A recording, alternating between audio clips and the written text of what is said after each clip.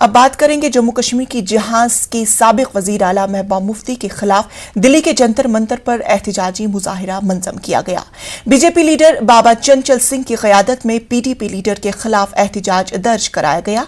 महबूबा मुफ्ती के खिलाफ नारेबाजी की गई और पिछले दिनों महबूबा मुफ्ती की तरफ से जारी बयानों की सख्त मजम्मत की गई।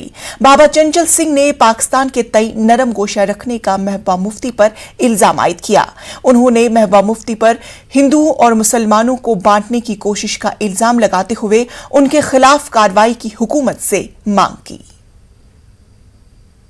आज अगर बीजेपी सरकार एक नया जम्मू कश्मीर बनाना चाहती है तो मैडम महबूबा को क्या फर्क क्या है?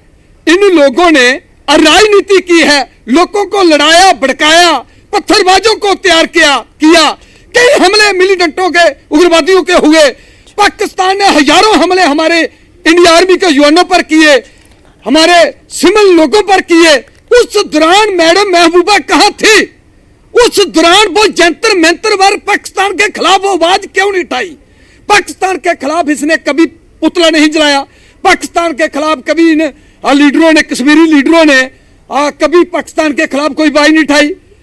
भारत माता की जय नहीं बोलते, हिंदू मुसलमानों को लड़ाने का काम करते हैं। मैं पूछना चाहता हूं, आप मुझे ये बताइए, जब मैडम महबूबा कहती है हमें नजरबंद किया गया, मैं पूछना चाहता हूं मैडम महबूबा को, अगर आपको नजरबंद किया गया तो आप दिल्ली में कैसे पहुंची? तो ये जनता को भड़काने का और लड़ाने का काम करती है। मैं इस मौके पर यह कहना चाहता हूं, हम हिंदू मुसलमान सिख ईसाई सब भाई भाई, हम भारत के लिए काम करना चाहते हैं। लीडर आते रहेंगे और जाते रहेंगे, हमारा भारत बचना चाहिए।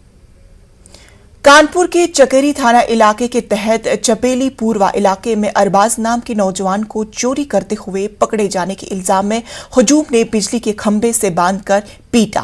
नौजवान की पिटाई का वीडियो सोशल मीडिया पर वायरल हो रहा है।